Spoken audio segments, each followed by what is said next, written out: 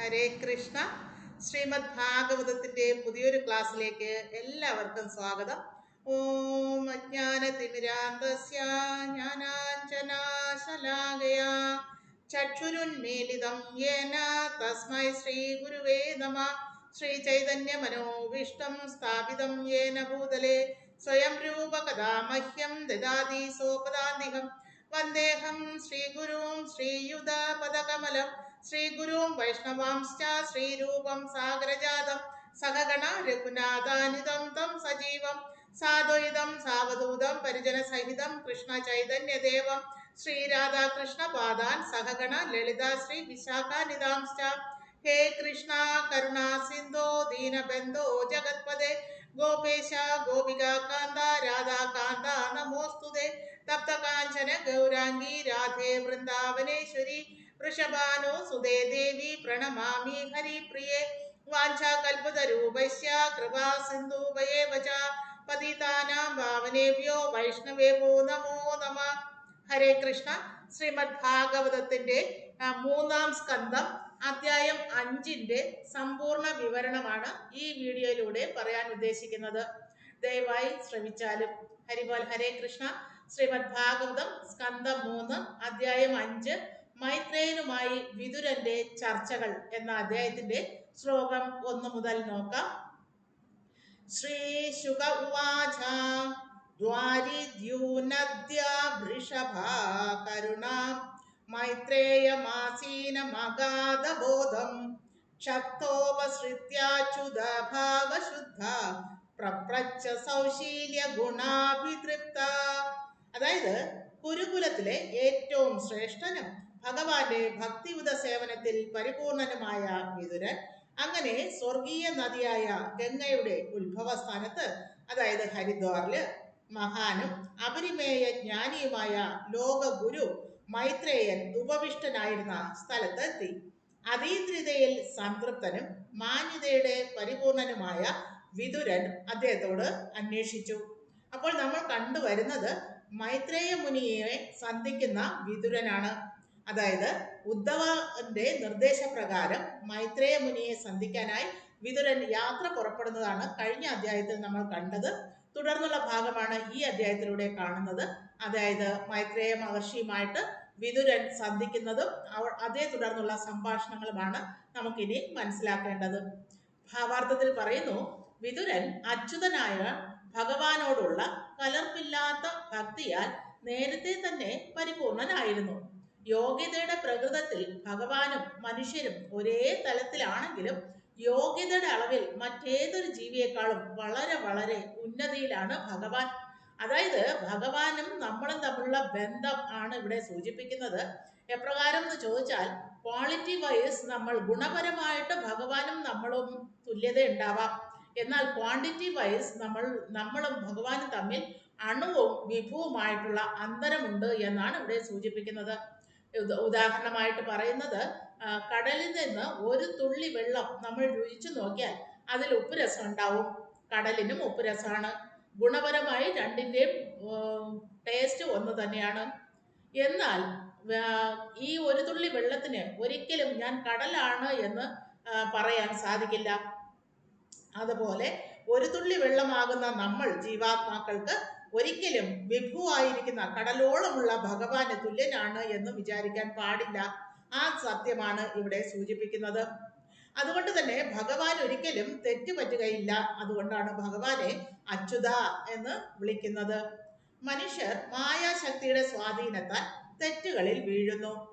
വിതുരൻ നിരന്തരമായ ഭക്തിയുത സേവനത്താൽ മുമ്പേ തന്നെ തെറ്റ് സംഭവിക്കാൻ സാധ്യതയുള്ള മനുഷ്യ പ്രകൃതത്തെ മറികടന്ന് അച്യുത ഭാവം കൈവരിച്ചിരിക്കുന്നു. ഇതാണ് ഒരു ഭക്തന്റെ അവസ്ഥ എന്ന് പറയുന്നത്. ഭക്തൻ പരിപൂർണനായും അച്യുത ഭാവം കൈവരിക്കാനുള്ള ശ്രമത്തിലാണ്. അപ്പോൾ നമ്മൾ സത്വഗുണം, രജോ ഗുണം, തമോ ഗുണത്തിനും അതീതമായി പ്യുവർ സാത്വിക് ക്വാളിറ്റിയിൽ എത്തുമ്പോഴാണ് നമുക്കും അച്യുത ഭാവം കൈവരാൻ ചാൻസ് ഉള്ളത്. ഭക്തിയുത സേവന പ്രവർത്തനങ്ങളുടെ പരിപൂർണതയുടെ ഈ തലം അച്യുത ഭാവ സിദ്ധ എന്നാണ് വിളിക്കുന്നത്. ആകയാൽ നിരന്തരം ഭക്തിയുത സേവനത്തിൽ മുഴുകിക്കഴിയുന്ന ഏതൊരാളും മുക്താത്മാവും അഭിനന്ദന അർഹങ്ങളായ യോഗ്യതകൾ ഉള്ളവനുമായി മാറും. ജ്ഞാനിയായ മൈത്രേയ മുനി ഹരിദ്വാറിൽ ഗംഗാതീരത്തെ ഏകാന്തമായ ഒരു സ്ഥലത്താണ് ഉപവിഷ്ടനായിരുന്നത്. അതീന്ദ്രിയതയുടെ എല്ലാ യോഗ്യതകളും സ്വായത്തമാക്കിയിരുന്ന പരിപൂർണ ഭക്തനായ വിതുരൻ അന്വേഷണങ്ങൾക്കായി അദ്ദേഹത്തെ സമീപിച്ചു. അപ്പോൾ ഉദ്ധവരിൽ നിന്നും ഭഗവാനെ പറ്റി കേട്ടറിഞ്ഞ് പരിപൂർണ സംതൃപ്തി ലഭിക്കാനായിട്ട് മൈത്രേയ മുനിയെ സന്ധിക്കുകയാണ് വിതുരർ. ശ്ലോകം 2 നോക്കാം. ശ്രീ വിതുര ഉവാച സുഖായ കർമാണി കരോതി ലോകോ നാദൈ സുഖം വാന്യുദ്വാരമം വാ വിന്ദേദ ഭൂയസ്തദാ ഏവ ദുഃഖം യദത്ര യുക്തം ഭഗവാൻ മദേന. അതായത് വിതുരൻ പറഞ്ഞു, ഓ മഹാമുനെ, ഈ ലോകത്തിൽ എല്ലാവരും സന്തോഷത്തിന് വേണ്ടി ഫലലക്ഷ്യമുള്ള കർമ്മങ്ങളിൽ ലീനരായിരിക്കുന്നു.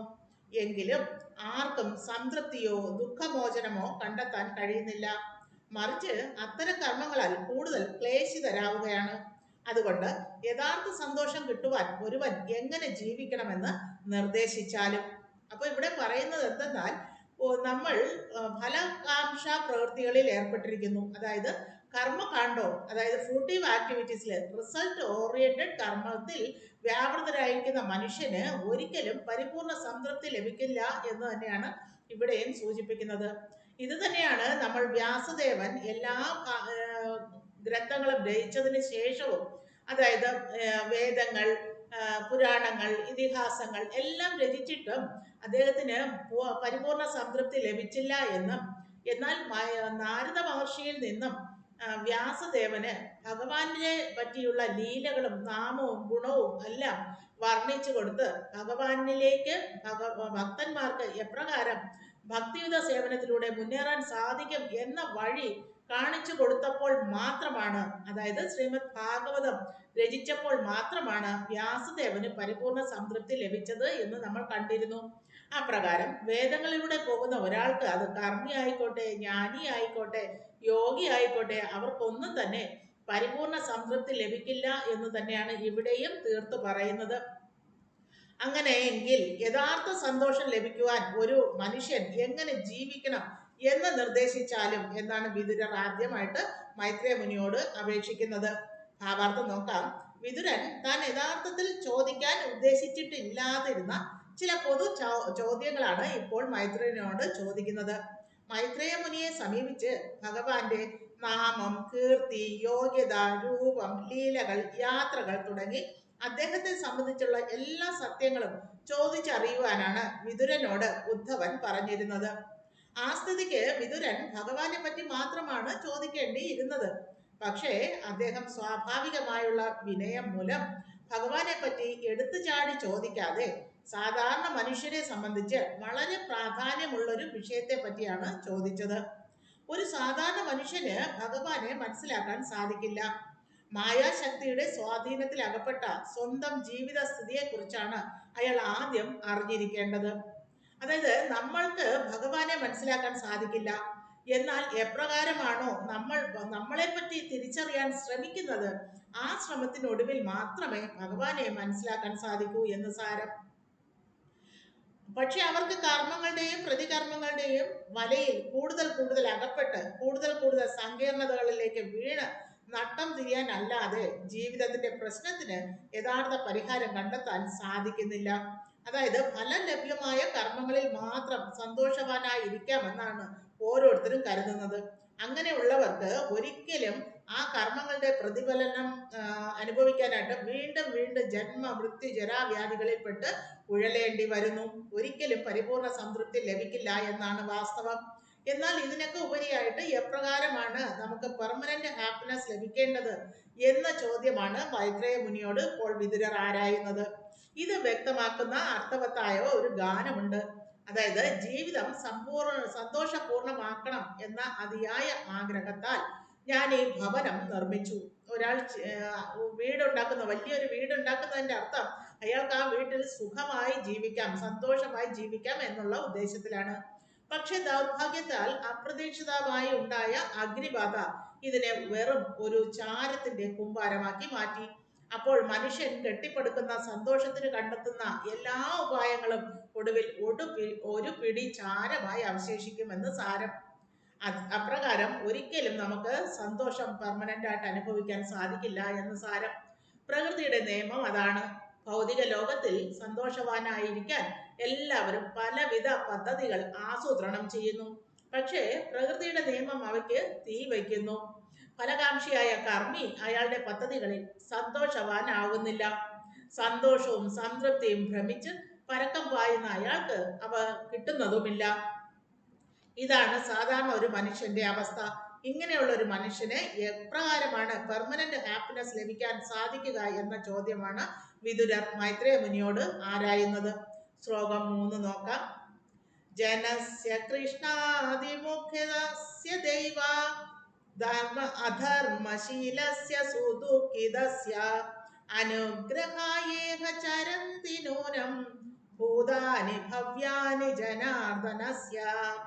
അല്ലയോ എന്റെ പ്രഭുവെ, ഭഗവാന് സമർപ്പിതരാകാൻ വിമുഖരായവരോട് സഹതാപം പ്രകടിപ്പിക്കുവാൻ പരമദിവ്യോത്തമ പുരുഷനായ ഭഗവാൻ ശ്രീകൃഷ്ണന്റെ നാമധേയത്തിൽ പരമദയാലുക്കളായ മഹാത്മാക്കൾ ഭൂമിയിൽ ഉടനീളം സഞ്ചരിച്ചു കൊണ്ടേയിരിക്കുന്നു. അപ്പൊ വിതുരർ തുടരുകയാണ്.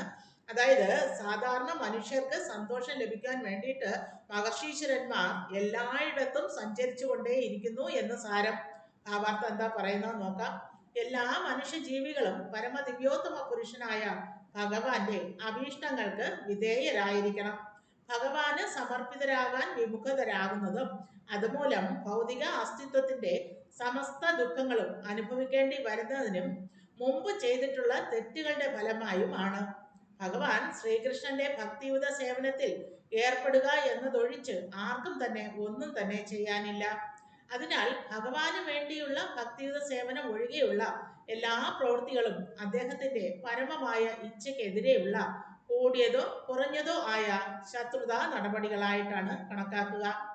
സാമ്രാജ്യത്വ തത്വശാസ്ത്രവും നിഗൂഢശാസ്ത്രവും എല്ലാ ഫലപ്രതീക്ഷാ പ്രവൃത്തികളും ഭഗവാന് സമർപ്പിതനാകുന്നതിനോട് വിരുദ്ധതയുള്ള വികാരങ്ങളാണ്. ഭഗവാന്റെ താല്പര്യങ്ങളോട് ശത്രുത്വമുള്ള അത്തരം പ്രവർത്തനങ്ങളിൽ ഏർപ്പെടുന്നവർ ഭഗവാന് സമർപ്പിതമായ ഭൗതിക പ്രകൃതിയുടെ നിയമങ്ങളാൽ ഏറിയോ കുറഞ്ഞോ ശിക്ഷിക്കപ്പെട്ടിരിക്കും. അവരോട് സഹതാപമുള്ളവരാണ് ഭഗവത് ഭക്തന്മാർ.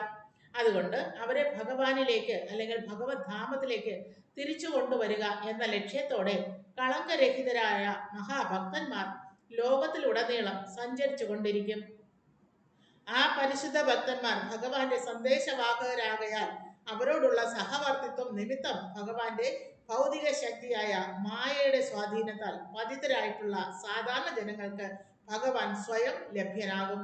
അപ്പൊ ഇവിടെ പറഞ്ഞു വരുന്നത്, എപ്രകാരമാണോ നമ്മൾ ഭഗവാനിൽ നിന്ന് അകന്നകന്ന് പോകുന്നത് അപ്രകാരം നമ്മൾക്ക് ഒരിക്കലും സന്തോഷം, പരിപൂർണ സന്തോഷം ലഭിക്കാനാവില്ല എന്നതാണ് സത്യം.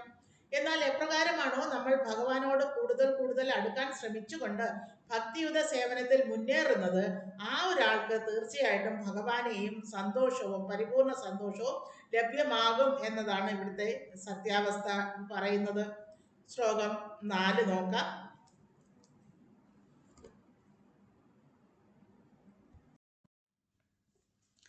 ശ്ലോകം 4 നോക്കാം. തൽസാധു വര്യാദിശവർമ്മ ശംന സംരാധിതോ ഭഗവാൻ യേന പുംസാം ഹൃദി സ്ഥിതോ യച്ഛതി ഭക്തിഭൂതേ ജ്ഞാനം സതത്വാദിഗമം പുരാണം.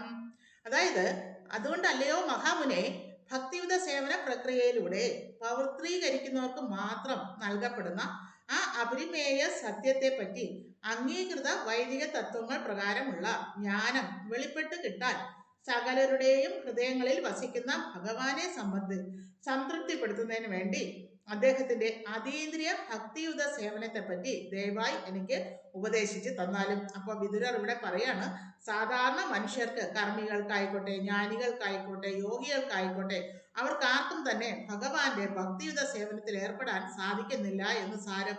എന്നാൽ എപ്രകാരമാണ് ഒരു മനുഷ്യന് ഭഗവാന്റെ അതീന്ദ്രിയമായിട്ടുള്ള ഭക്തിയുത സേവനത്തിൽ ഏർപ്പെടാൻ സാധിക്കുക എന്ന കാര്യത്തെ പറ്റിയാണ് ഇവിടെ മൈത്രേയ മുനിയോട് വിതുരർ ആരായുന്നത്. ഭാവാർത്ഥം നമുക്ക് നോക്കാം. ശ്രീമദ് ഭാഗവതത്തിന്റെ പ്രഥമ സ്കന്ധത്തിൽ വിശദമാക്കിയിട്ടുള്ളതുപോലെ പരമോന്നത സത്യം 3 ഘട്ടങ്ങളായാണ് സാക്ഷാത്കൃതമാവുക. അവ എല്ലാം ഒരുപോലെയാണെങ്കിലും അറിയുന്നവരുടെ ഗ്രാഹ്യമനുസരിച്ച് ഫലകാംക്ഷാ പ്രവർത്തനങ്ങളിലൂടെയോ തത്വശാസ്ത്രപരമായ അഭ്യൂഹങ്ങളുടെയിലൂടെയോ നിഴൽ സ്പർശം പോലും ഇല്ലാത്ത ഭഗവാന്റെ പരിശുദ്ധ ഭക്തന്മാരാണ് ഏറ്റവും കഴിവുള്ള അതീന്ദ്രിയജ്ഞർ. അതായത് ഏറ്റവും 3 തരത്തിലുള്ള ഭഗവാനെ മനസ്സിലാക്കാനുള്ള 3 ഘട്ടത്തെ പറ്റിയാണ് ഇവിടെ സൂചിപ്പിക്കുന്നത്. അത് ബ്രഹ്മേതി പരമാത്മേതി ഭഗവാനിതി ശബ്ദതേ എന്നാണ് ഭാഗവത്തിൽ പറയുന്നത്. അതായത് യഥാർത്ഥ ദൈവത്തെ മനസ്സിലാക്കാൻ 3 ഘട്ടങ്ങളുണ്ട്.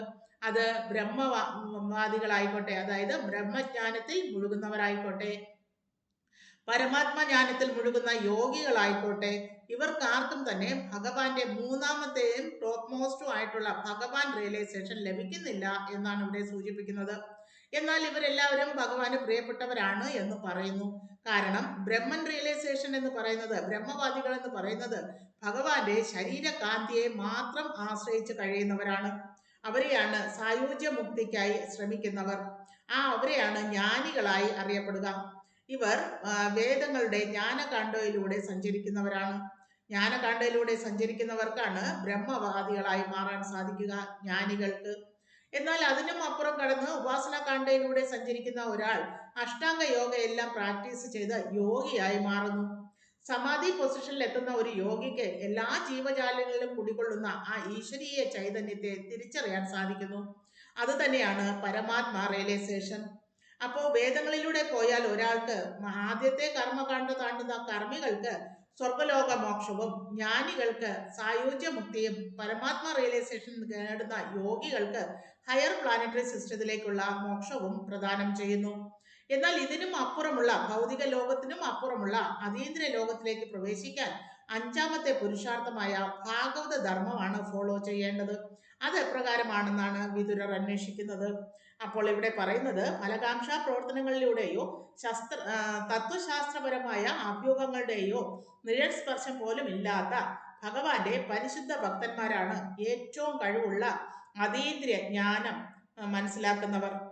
ഒരുവന്റെ ഹൃദയം ഭക്തിയുത സേവനത്തിലൂടെ മാത്രം കർമ്മം, ജ്ഞാനം, യോഗം തുടങ്ങിയ മൂടികളൊന്നുമില്ലാതെ, ജ്ഞാനകർമാടി അനാവൃതം അങ്ങനെ ഒന്നുമില്ലാതെ പരിപൂർണമായി പരിശുദ്ധമാക്കപ്പെടുന്ന ഒരു ഭക്തന് മാത്രമേ ഭഗവാന്റെ പേഴ്സണൽ ഫോമിൽ വർഷിപ്പ് ചെയ്യാൻ സാധിക്കുകയുള്ളൂ.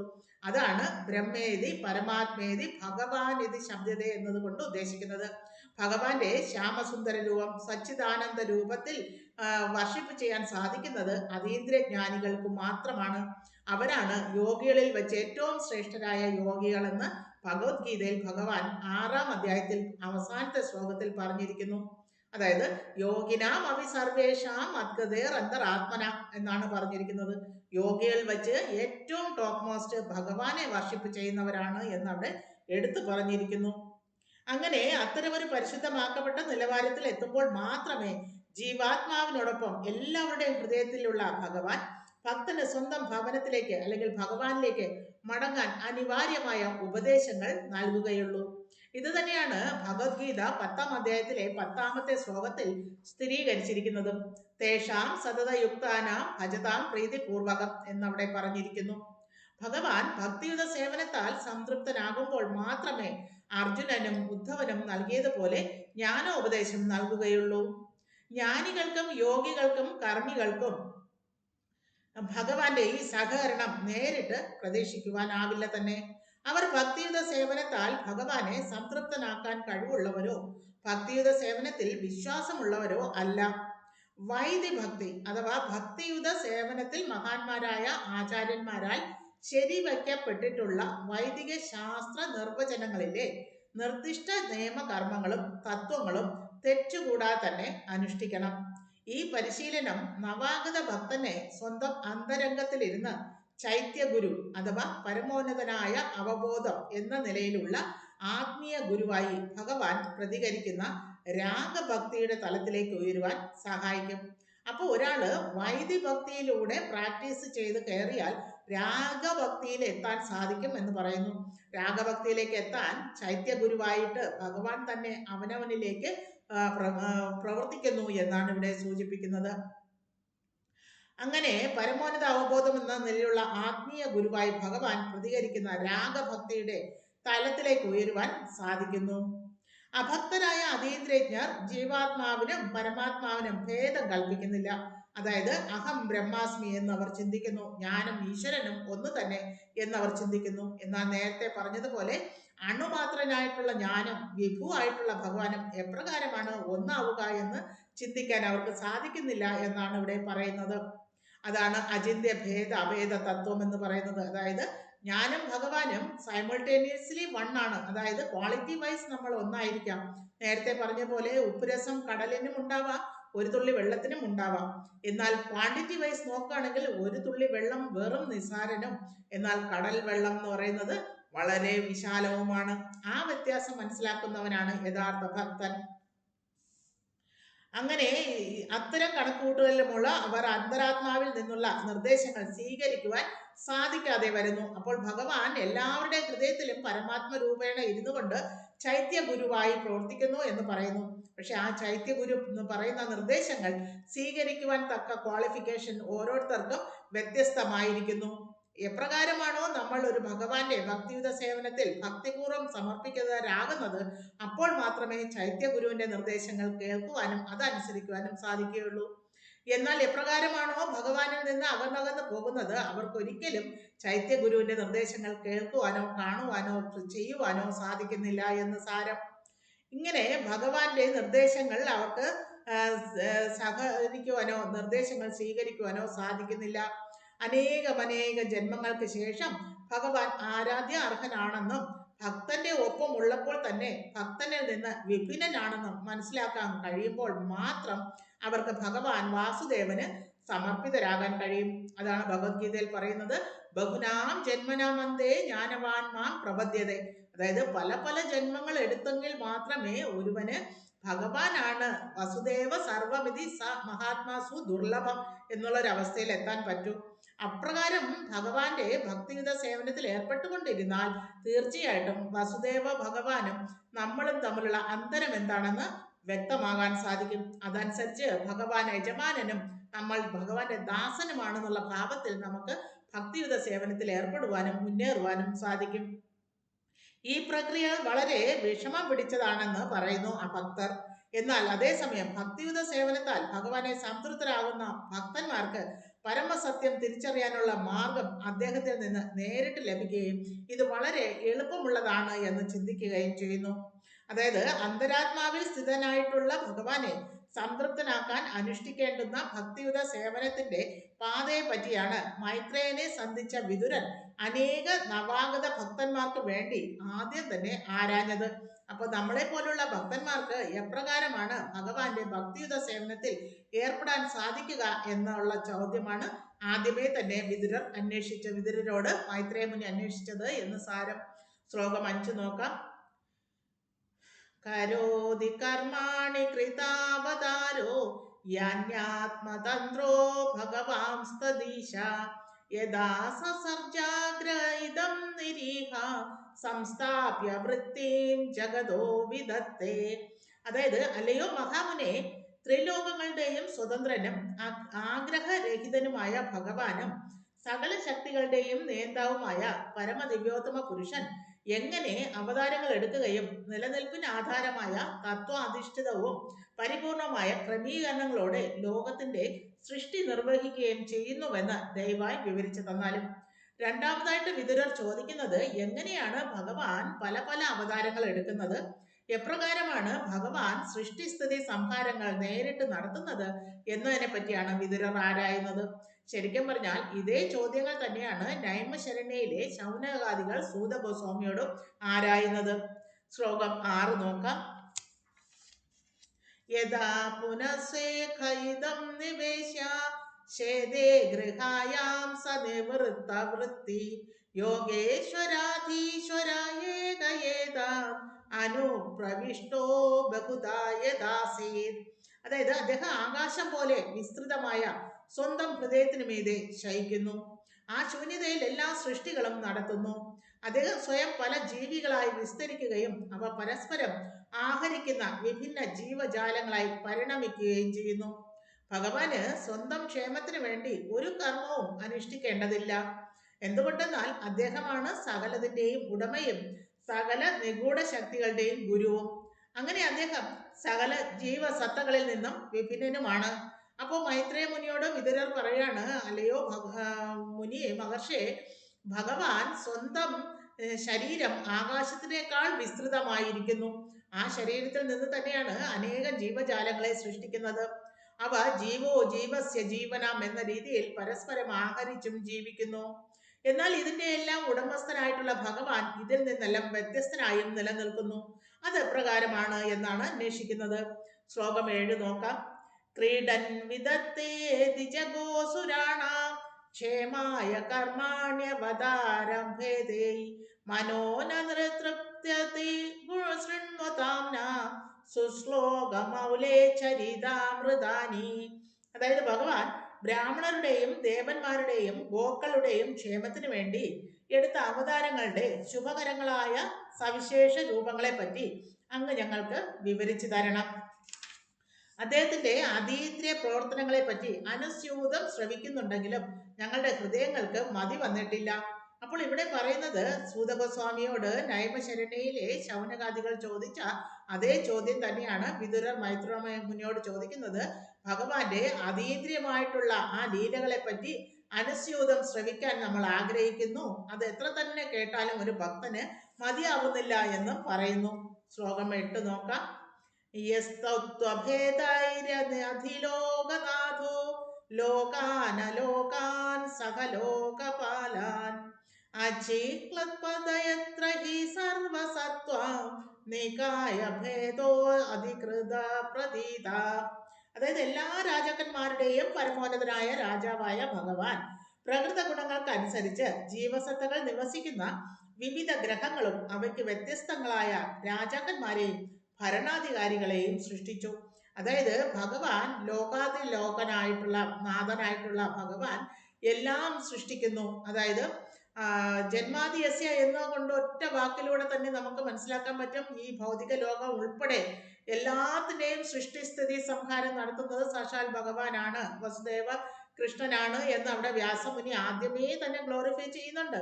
അതിൻ്റെ നിരന്തരമായിട്ടുള്ള സംവാദങ്ങളാണ് നമുക്ക് ഭാഗവതത്തിലുടനീളം ദർശിക്കാനാവുക. അത് എപ്രകാരമാണ് സൃഷ്ടിസ്ഥിതി സംഹാരം നടത്തുന്നത്, ജീവജാലങ്ങളെ സൃഷ്ടിച്ചത് എന്നതിനെ പറ്റിയൊക്കെയാണ് വിതുരർ ഇപ്പോൾ ആരായുന്നത്. ശ്ലോകം 9 നോക്കാം. യേന പ്രജാനാം മൂക ആത്മകർമ്മ രൂപാഭിധാനാം ച ധിതാം വ്യദത്ത നാരായണോ വിശ്വദൃഢാത്മയോനി രേതശ്ചയോ നോ വർണ്ണയാം വിപ്രവർയ. അതായത് അല്ലയോ ബ്രാഹ്മണ മുഖ്യൻ, ലോകത്തിന്റെ സൃഷ്ടാവും സ്വയം പര്യാപ്തനുമായ ഭഗവാൻ നാരായണൻ പ്രകൃതികളെയും പ്രവർത്തനങ്ങളെയും രൂപങ്ങളെയും ഘടകങ്ങളെയും വ്യത്യസ്തങ്ങളായി സൃഷ്ടിച്ചത് എങ്ങനെ ആണെന്നും അവയുടെ വ്യത്യസ്ത നാമങ്ങൾ എന്തൊക്കെയുമാണെന്ന് ദയവായി വിവരിച്ചാലും. അപ്പോ മൈത്രേയ മുനിയോട് ചോദിക്കുകയാണ്, അല്ലയോ മഹർഷേ, ബ്രാഹ്മണ മുഖ്യ, അങ്ങ് ദയവായി ഈ ഭൗതിക പ്രപഞ്ചത്തിന്റെ സൃഷ്ടിയെ പറ്റി വിവരിച്ചാലും എന്നാണ് പറയുന്നത്. ശ്ലോകം 10 നോക്കാം. പരാവരേഷാം ഭഗവൻ വ്രതാനി ശ്രുതാനി മേ വ്യാസമുഖാദഭീഷണം ആദൃപ്രനുമക്ഷുല്ലസുൽഭാവഹാനാം തേഷാം ഹൃദേ കൃഷ്ണ കഥാമൃതൗഖാത്. അതായത് അല്ലയോ ഭഗവാനെ, മനുഷ്യ സമൂഹത്തിലെ ഈ ഉയർന്നതും താഴ്ന്നതുമായ തലങ്ങളെക്കുറിച്ച് ഞാൻ വ്യാസദേവനിൽ നിന്ന് ആവർത്തിച്ച് കേട്ടിട്ടുണ്ട്. അവയിലെ നിലവാരം കുറഞ്ഞ കഥാവിഷയങ്ങളും സന്തോഷങ്ങളും എന്നെയും സന്തോഷിപ്പിച്ചിട്ടുണ്ട്. പക്ഷേ കൃഷ്ണനെ കുറിച്ചുള്ള വിഷയങ്ങളുടെ അമൃതിനാൽ അവ എന്നെ സംതൃപ്തനാക്കിയിട്ടില്ല. അപ്പൊ ഇവിടെ പറയുന്നത്, അല്ലയോ ഭഗവാനെ, സമൂഹത്തിലെ ഉയർന്നതും താഴ്ന്നതുമായ എല്ലാ കാര്യങ്ങളെക്കുറിച്ചും വ്യാസദേവനിൽ നിന്ന് കേട്ടിട്ടുണ്ടെന്ന്. അതായത് ഈ മനുഷ്യ സമൂഹത്തിലെ ബുദ്ധി കൂടിയവർക്കും കുറഞ്ഞവർക്കും വേണ്ടിയിട്ടാണ് ഒന്നായിരുന്ന വേദത്തെ 4ആയി വ്യാസദേവൻ വിഭജിച്ചത് എന്ന് ഇവിടെ സൂചിപ്പിക്കുന്നു. അങ്ങനെ 4ആയി വിഭജിച്ച വേദങ്ങളിലൂടെ അവരവരുടെ ബുദ്ധിക്ക് അനുസരിച്ച് സഞ്ചരിച്ചാൽ എന്തായാലും അൾട്ടിമേറ്റ് മോക്ഷമായ ധർമ്മ അർത്ഥ കാമ മോക്ഷ പുരുഷാർത്ഥങ്ങളിലൂടെ സഞ്ചരിച്ച് മോക്ഷമാർഗം തേടാനാകും എന്നത് സത്യം തന്നെയാണ്. പക്ഷേ ഭഗവാനെ കുറിച്ചുള്ള ആ അമൃത് അതിൽ നിന്നൊന്നും ലഭിക്കാത്തതിനാൽ എനിക്ക് പരിപൂർണ സംതൃപ്തി ലഭിച്ചിട്ടില്ല എന്നാണ് ഇവിടെ മൈത്രേയ മുനിയോട് വിതുരർ പറയുന്നത്. ശ്ലോകം 11 നോക്കാം.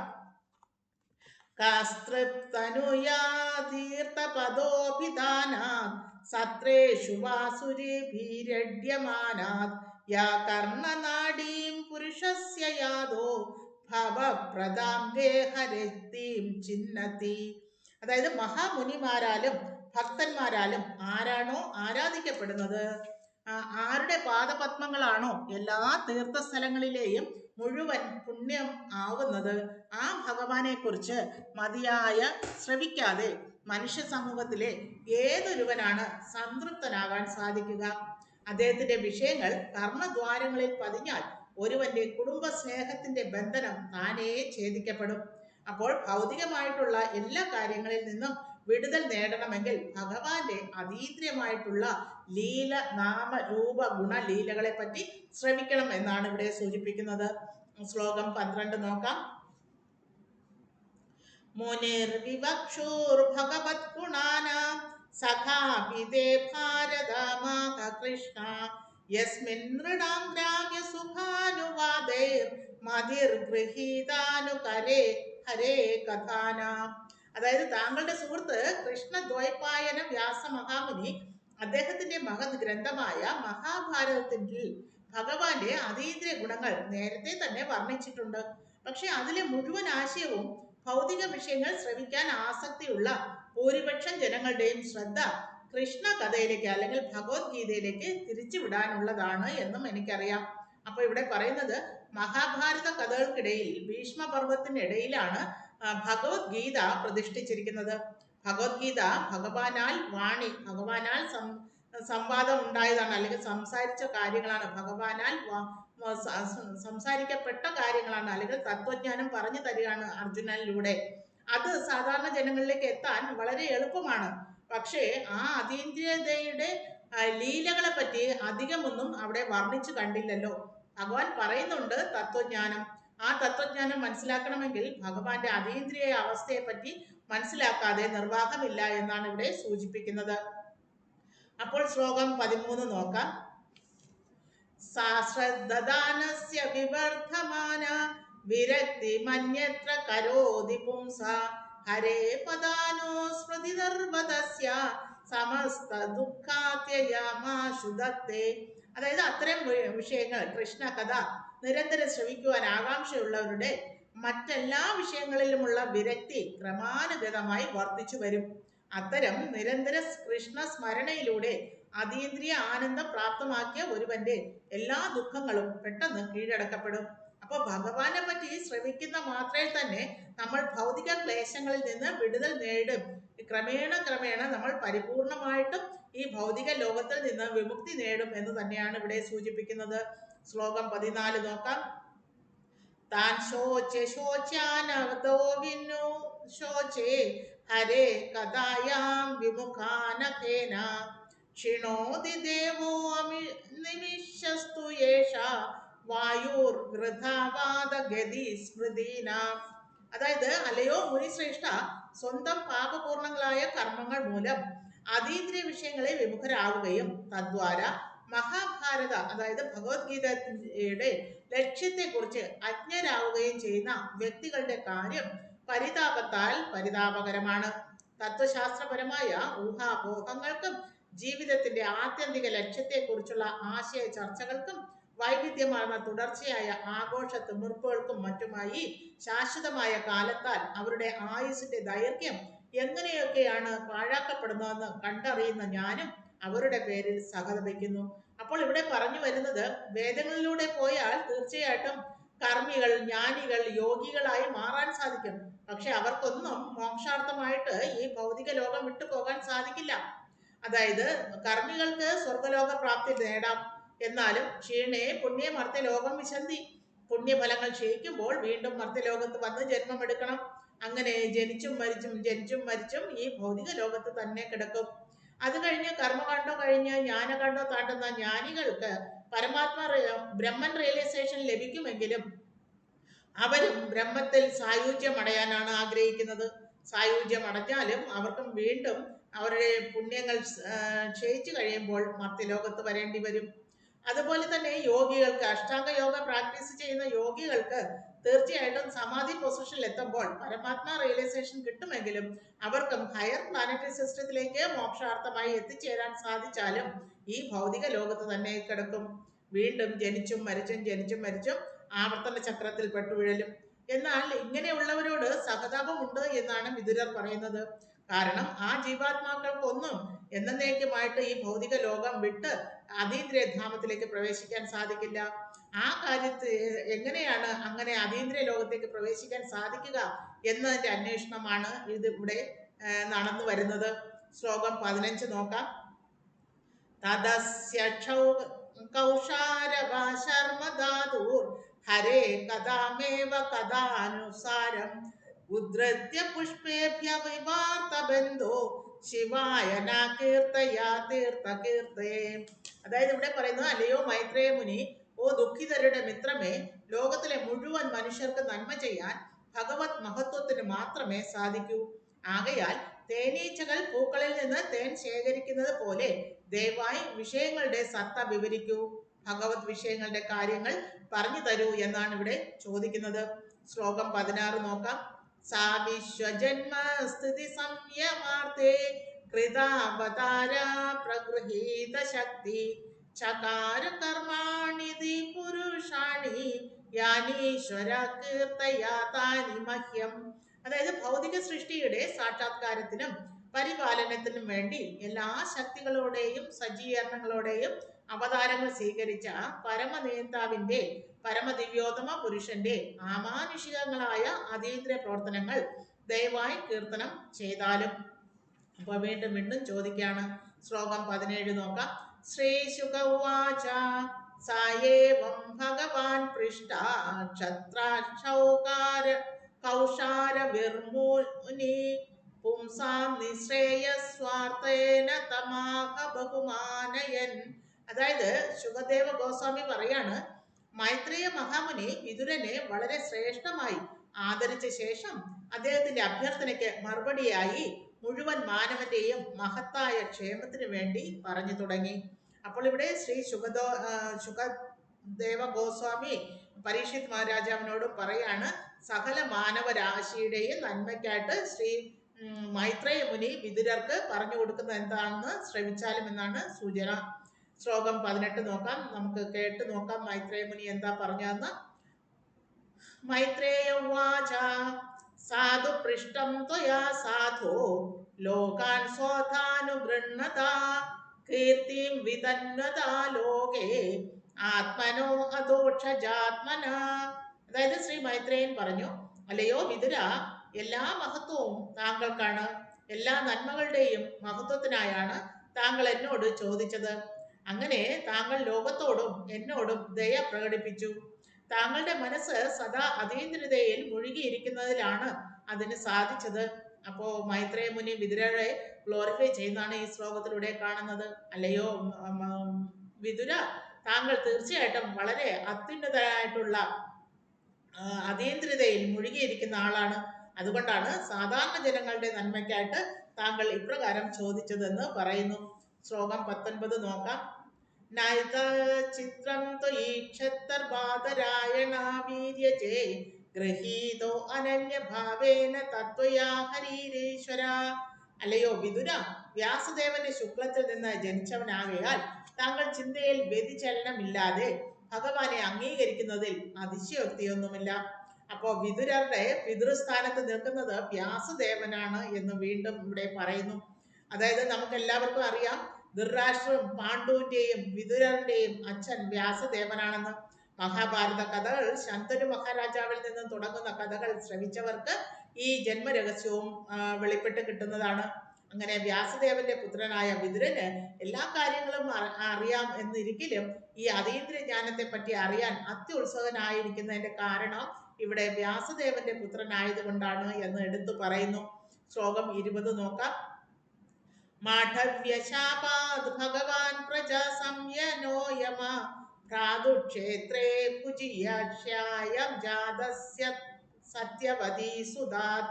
അതായത് താങ്കൾ മുമ്പ് എല്ലാ ജീവികളുടെയും മരണത്തിന്റെ നേതാവായിരുന്ന യമധർമ്മ രാജാവായിരുന്നുവെന്നും മാണ്ഡവ്യ മുനിയുടെ ശാപത്താൽ ഇപ്പോൾ വിതുരൻ ആയിരിക്കുകയാണെന്നും എനിക്കറിയാം. സത്യവതി പുത്രനായ വ്യാസനാൽ അദ്ദേഹത്തിന്റെ സഹോദര പത്നിയുടെ ഗർഭത്തിൽ പിറന്നവനാണ് താങ്കൾ. അപ്പൊ ഇവിടെ പറയുന്നത് എന്തെന്നാൽ ശരിക്കും വിതുരര് യമരാജനാണ്. യമരാജൻ ദാസ്യ സ്ത്രീയുടെ പുത്രനായി ജനിക്കാൻ ഇടയാവട്ടെ എന്ന മാണ്ഡവ്യ മുനിയുടെ ശാപത്താലാണ് ഇപ്പോൾ വ്യാസദേവന്റെ തന്നെ പുത്രനായിട്ട് ദാസ്യ സ്ത്രീയിൽ പിറന്നിരിക്കുന്നത് എന്ന് ഇവിടെ സൂചിപ്പിച്ചിരിക്കുന്നു.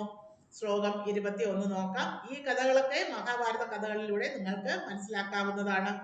ശ്ലോകം 21. ഭവാൻ ഭഗവതോ നിത്യം സമ്മതസാനുഗസ്യ ച യസ്യ ജ്ഞാനോപദേശായ മാദീശദ്ഭഗവാൻ വ്രജൻ. അതായത് പരമദിവ്യോത്തമ പുരുഷനായ ഭഗവാനെ ശാശ്വത സഹചാരന്മാരിൽ ഒരുവനായിരുന്ന അങ്ങയുടെ മഹത്വം നിമിത്തം ഭഗവത് കൃപയാൽ അദ്ദേഹം സ്വധാമത്തിലേക്ക് മടങ്ങുന്ന നേരത്ത് അങ്ങേക്ക് നൽകുവാനുള്ള ഉപദേശങ്ങൾ എന്നിൽ ഏൽപ്പിച്ചു. അപ്പൊ മൈത്രേയ മുനി പറയാണ്, ഭഗവാൻ സ്വധാമത്തിലേക്ക് മടങ്ങുന്ന സമയത്ത് ഉദ്ധവരോട് പറഞ്ഞ ആ ഉദ്ധവഗീത മുഴുവനും ഞാൻ കേൾക്കാനിടയായതിന്റെ കാരണം ഞാൻ എന്നിൽ നിന്ന് താങ്കളിലേക്ക് പകർന്നു തരാൻ വേണ്ടിയിട്ടാണ് ഭഗവാൻ എന്നെയും അതിന് ആ നിയുക്തനാക്കിയത് എന്ന് ഇവിടെ സൂചിപ്പിക്കുന്നു. അതായത് ഉദ്ധവർക്ക് ഭഗവാൻ ഉദ്ധവഗീത ഉപദേശിക്കുന്ന സമയത്ത് അവിടെ മൈത്രേയ മുനിയും സന്നിഹിതനായിരുന്നു. അപ്രകാരം ഭഗവാനിൽ നിന്ന് നേരിട്ട് കേൾക്കാൻ ഇടയായ എല്ലാ തത്വജ്ഞാനവും ഞാനിപ്പോൾ വിതുരർക്ക് പറഞ്ഞു തരാമെന്നാണ് ഇവിടെ പറയുന്നത്. ശ്ലോകം 22 നോക്കാം. അതദേ ഭഗവത് ലീല യോഗമായോപബൃംഹിത വിശ്വസ്ഥിതി ഉത്ഭവാതാർത്ത വർണ്ണയാമന്യുപൂർവശ. ആയതിനാൽ ഭൗതിക ലോകത്തിന്റെ സൃഷ്ടിക്കും പരിപാലനത്തിനും നശീകരണത്തിനും പരമദിവ്യോത്തമമായ പുരുഷൻ ഭഗവാൻ തന്റെ അതീന്ദ്രിയ ശക്തി വികസിപ്പിച്ചു നടത്തിയ ലീലകൾ ഒന്നിനു പുറകെ ഒന്നായി അവ സംഭവിച്ച മുറയ്ക്ക് ഞാൻ താങ്കൾക്ക് വിശദീകരിച്ചു തരാം എന്നാണ് ഇവിടെ മൈത്രേയ മുനി പറയുന്നത്. ശ്ലോകം 23 നോക്കാം. ഭഗവാനേക ആസേദം അഗ്ര ആത്മ ആത്മാനാം വിഭു ആത്മേച്ഛാനുഗതാപാത്മാം ആത്മാനാം അത്യുപലക്ഷണ. അതായത് എല്ലാ ജീവജാലങ്ങളുടെയും ഗുരുവായ പരമദിവ്യോത്തമ പുരുഷൻ സൃഷ്ടിക്ക് മുമ്പും അതുല്യനായി നിലനിന്നിരുന്നു. അദ്ദേഹത്തിന്റെ ഇച്ഛാനുസരണം സാധ്യമായ സൃഷ്ടികളെല്ലാം അദ്ദേഹത്തിൽ ചെന്ന് ലയിച്ചു ചേരും. ഈ പരമാത്മാവ് വിവിധ നാമങ്ങളാൽ സൂചിപ്പിക്കപ്പെടുന്നു. അപ്പോൾ ഇവിടെ പറയുന്നത് എല്ലാ സൃഷ്ടികളുടെയും സൃഷ്ടാവായ സർവകാരണനായ ആ ഭഗവാനിൽ നിന്ന് തന്നെയാണ് എല്ലാ ജീവജാലങ്ങളെയും സൃഷ്ടിക്കപ്പെടുന്നത്. ആ ജീവജാലങ്ങളെല്ലാം തന്നെ ആ പരമാത്മ രൂപേണ ഭഗവാനിൽ തിരിച്ച് ലയിക്കുന്നതായും ഇവിടെ പറയുന്നു. അതായത് എപ്രകാരമാണോ അനിലേഷൻ നടക്കുന്നത്, സംഭരണം നടക്കുന്നത്, ആ സമയത്ത് ഭഗവാന്റെ അംശമായ ആ ജീവാത്മാക്കളെല്ലാം ഭഗവാനിൽ ലയിക്കുകയും തിരിച്ച് സൃഷ്ടികർമ്മം നടക്കുമ്പോൾ ആ ലയിച്ച കണങ്ങളെല്ലാം തിരിച്ച് അക്കോർഡിംഗ് ടു ദെയർ ഭാവ ഓരോ ജീവജാലങ്ങളായി പ്രത്യക്ഷീഭവിക്കുകയും ചെയ്യുന്നു എന്നാണ് ഇവിടെ പറയുന്നത്. ശ്ലോകം 24 നോക്കാം. സ ഏവായേഷ തദാ ദൃഷ്ട നാപശ്യദൃശ്യമേകരാട് മേനേള സന്തമീവാത്മാനം സുപ്തശക്തിരപുസ്തദൃക്. അതായത് എല്ലാറ്റിന്റെയും നിസ്തർക്കനായ ഉടമയായ ഭഗവാൻ മാത്രമായിരുന്നു ദൃഷ്ടാവ്. ഭൗതിക ആവിഷ്കാരം അന്ന് സംഭവിച്ചിരുന്നില്ല. ആകയാൽ തന്റെ സമഗ്രവും വേറിട്ടതുമായ അവിഭാജ്യ ഘടകങ്ങളുടെ അഭാവത്താൽ ഭഗവാന് അപൂർണത അനുഭവപ്പെട്ടു. ഭഗവാന്റെ ആന്തരിക ശക്തി ആവിഷ്കൃതമായപ്പോൾ ഭൗതിക ശക്തി അദ്ദേഹത്തെ നിദ്ര കൊള്ളുകയായിരുന്നു. ഭഗവാനാണ് പരമോന്നത ദൃഷ്ടാവ്. അപ്പോൾ ഭഗവാനിൽ നിന്ന് തന്നെയാണ് കാരണം. ആ കാരണോദകശായി വിഷ്ണുവിന്റെ ശരീരത്തിൽ നിന്ന് അസംഖ്യ ബ്രഹ്മാണ്ടങ്ങൾ വരികയും ഓരോ ബ്രഹ്മാണ്ടത്തെയും ക്ഷീരോദകശായി വിഷ്ണുവിനാൽ ആവരണം ചെയ്യപ്പെടുകയും വിരാട രൂപത്തിൽ ആവരണം ചെയ്യപ്പെടുകയും ഓരോ ബ്രഹ്മാണ്ടത്തിന്റെ അകത്തേക്കും ഗർഭോദകശായി വിഷ്ണു പ്രവേശിക്കുകയും അദ്ദേഹത്തിന്റെ നേവലിൽ നിന്ന് വന്ന താമരത്തണ്ടിൽ വിരിഞ്ഞ താമരപ്പൂവിൽ പൂജാതനായ ബ്രഹ്മാവ് മുതൽ ബ്രഹ്മാവിരിക്കുന്ന ബ്രഹ്മലോകം മുതൽ താഴേക്ക് 14 ലോകങ്ങൾ സൃഷ്ടിക്കപ്പെടുകയും അവയിലെല്ലാം ജീവാത്മാക്കളെ സൃഷ്ടിക്കുന്നതും ഒക്കെ നമുക്ക് 2ാം സ്കന്ധത്തിലൂടെയും ഈ 3ാം സ്കന്ധത്തിലൂടെയൊക്കെ മനസ്സിലാക്കാൻ സാധിക്കും. ഈ പരമസത്യമാണ് മൈത്രേയ മുനി വിതുരർക്ക് പറഞ്ഞു കൊടുക്കുന്നത്. ശ്ലോകം 25 നോക്കാം. സാവായേതസ്യ സന്തൃഷ്ടു ശക്തി സദസാത്മിക മായാ നാമ മഹാഭാഗായേതം നിർമ്മമേ വിഭു. അതായത് ദൃഷ്ടമായ ഭഗവാനും ദൃശ്യമായ ഭൗതിക പ്രപഞ്ചവും കാരണം ഫലവുമായി സമഞ്ജസിച്ച് വർദ്ധിക്കുമ്പോൾ ഭൗതിക ലോകത്തിന്റെ ആവിഷ്കാരം സംഭവിക്കുന്നു. ഓ ഭാഗ്യവനായ വിതുര, ഈ ഭൗതികമായ ശക്തി മായ അഥവാ മിഥ്യ എന്നറിയപ്പെടുന്നു. അവളുടെ സഹകരണത്തോടെ മാത്രമേ മുഴുവൻ ഭൗതിക പ്രപഞ്ചത്തിന്റെ ആവിഷ്കാരം സാധ്യമാവുകയുള്ളൂ.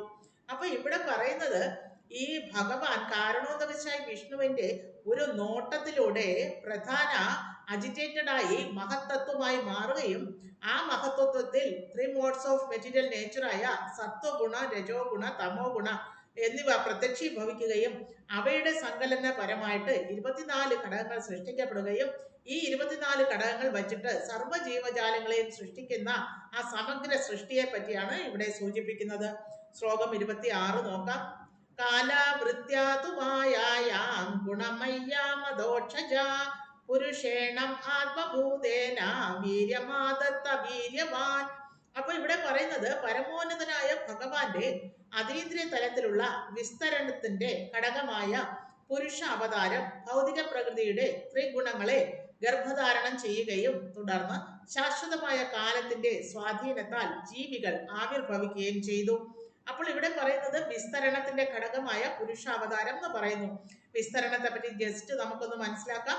അതായത് ശ്രീകൃഷ്ണ ഭഗവാനായ സച്ചിദാനന്ദ വിഗ്രഹന്റെ സത് ശക്തിയിൽ നിന്നാണ് ആദ്യത്തെ വിസ്തരണമായ ബലറാം വരികയും ആ ബലറാമിൽ നിന്ന് സംഘർഷണ, പ്രദ്യുമ്ന, അനിരുദ്ധ, വസുദേവ എന്നീ ആദ്യത്തെ ചതുർവ്യൂഹ വിസ്തരിക്കുകയും ആ ചതുർവ്യൂഹയിലുള്ള സംഘർഷണനിൽ നിന്ന് നാരായണ ഫോം വിസ്തരിക്കുകയും ആ നാരായണ ഫോമിൽ നിന്ന് വീണ്ടും സെക്കൻഡ് ചതുർവ്യൂഹയായ സംഘർഷണ, പ്രദ്യുമ്ന, അനിരുദ്ധ, വസുദേവ എന്നിവർ വിസ്തരിക്കുകയും ചെയ്യുന്നു. ഈ വിസ്തരണങ്ങളിൽ സെക്കൻഡ് ചതുർവ്യൂഹയിലുള്ള സംഘർഷണനെ മഹാസംഘർഷണൻ എന്നറിയപ്പെടുകയും ഈ മഹാസംഘർഷണനിൽ നിന്ന് 3 പുരുഷാവതാരങ്ങൾ, ആദ്യത്തെ 3 പുരുഷാവതാരങ്ങൾ കൈക്കൊള്ളുകയും ചെയ്യുന്നു. ആ മഹാസംഘർഷണനിൽ നിന്ന് വരുന്ന ആദ്യത്തെ പുരുഷാവതാരമായ കാരണോദകശായി വിഷ്ണുവിന്റെ ഒരു നോട്ടത്തിലൂടെയാണ് ഈ ഭൗതിക പ്രപഞ്ചത്തെ സൃഷ്ടിക്കുന്നത് എന്ന് പറയുന്നു. ഈ ഭൗതിക പ്രപഞ്ചത്തിനകത്തുള്ള ജീവാത്മാക്കളെയും സൃഷ്ടിക്കുന്നത് അതിനുള്ള കാരണമാണ് നേരത്തെ ശ്ലോകത്തിൽ വിവരിച്ചത്. അപ്രകാരം എല്ലാത്തിൻ്റെയും കാരണക്കാരനായ കാരണോദകശായി വിഷ്ണു, ഗർഭോദകശായി വിഷ്ണു, ക്ഷീരോദകശായി വിഷ്ണു, ഈ 3 പുരുഷാവതാരങ്ങളിലൂടെയാണ് ഈ ഭൗതിക പ്രപഞ്ചത്തിന്റെ സൃഷ്ടിസ്ഥിതി സംഹാരം നടത്തുന്നത് എന്ന് ഇവിടെ സൂചിപ്പിക്കുന്നു. ശ്ലോകം 27 നോക്കാം. തതോ അഭവൻ മഹത്തത്വം അവ്യക്താത് കാലചോദിതാത് വിജ്ഞാനം ആത്മദേഹസ്ഥം വിശ്വം വിജ്യം സ്തമോനുദാ. അനന്തരം ശാശ്വതമായ കാലത്തിന്റെ ഇടപെടലാൽ മഹത്തത്വം എന്ന് വിളിക്കപ്പെടുന്ന സമസ്ത പദാർത്ഥങ്ങളും ആവിഷ്കൃതമായി. കളങ്കരഹിതമായ സത്വഗുണമായ ഈ മഹത്തത്വത്തിൽ പരമോന്നതനായ ഭഗവാൻ തന്റെ ശരീരത്തിൽ നിന്ന് പ്രപഞ്ചങ്ങളുടെ സൃഷ്ടിക്ക് ആധാരമായ വിത്തുകൾ വിതച്ചു. അപ്പോൾ ആദ്യമായിട്ട് എങ്ങനെയാണ് ഈ ഭൗതിക പ്രപഞ്ചത്തെ സൃഷ്ടിച്ചതെന്ന് പറയുന്നു. അതായത് കഴിഞ്ഞ ശ്ലോകത്തിലൂടെ പറഞ്ഞു തന്നു, വിസ്തരണങ്ങളിലൂടെ വന്ന് അവതാരങ്ങളിൽ എത്തുന്നു, പുരുഷാവതാരങ്ങളിൽ എത്തുന്നു. ആ പുരുഷാവതാരങ്ങളിലുള്ള കാരണോദകശായി വിഷ്ണുവിന്റെ ശരീരത്തിൽ നിന്ന് അസംഖ്യം ബ്രഹ്മാണ്ടങ്ങൾ വരുന്നു. ഓരോ ബ്രഹ്മാണ്ടത്തിന്റെ അകത്തും സൃഷ്ടിസ്ഥിതി സംഹാരം നടത്താനായിട്ട് ഭഗവാൻ മഹത്തത്വയിൽ അജിറ്റേറ്റഡ് ആയി, അതായത് പ്രധാന അല്ലെങ്കിൽ അവ്യക്ത എന്ന് പറയുന്ന ഒരു ഭൗതിക അവക്ഷിപ്തത്തിൽ ഒരു നോട്ടം അയക്കുമ്പോൾ അത് അജിറ്റേറ്റഡ് ആയി മഹത്തത്വമായി മാറുകയും ആ മഹത്തത്വത്തിൽ സത്വഗുണ, രജോ ഗുണ, തമോ ഗുണങ്ങളുടെ ആവിർഭാവം ഉണ്ടാവുകയും അതേ തുടർന്ന് അവയുടെ സങ്കലന ഫലമായി 24 ഘടകങ്ങൾ ഉണ്ടാവുകയും അവയിലൂടെ സൃഷ്ടികർമ്മങ്ങൾ നടക്കുകയും ചെയ്യുന്നു എന്നാണ് ഇവിടെ സൂചിപ്പിക്കുന്നത്.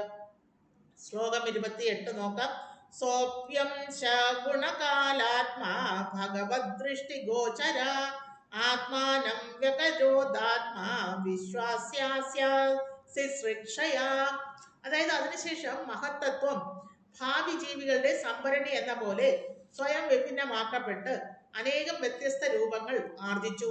മഹത്തത്വത്തിന്റെ പ്രവർത്തനം മുഖ്യമായും അജ്ഞതയുടെ രീതിയിലുള്ളതാകയാൽ അത് മിഥ്യാഹങ്കാരം ഉണ്ടാക്കുന്നു.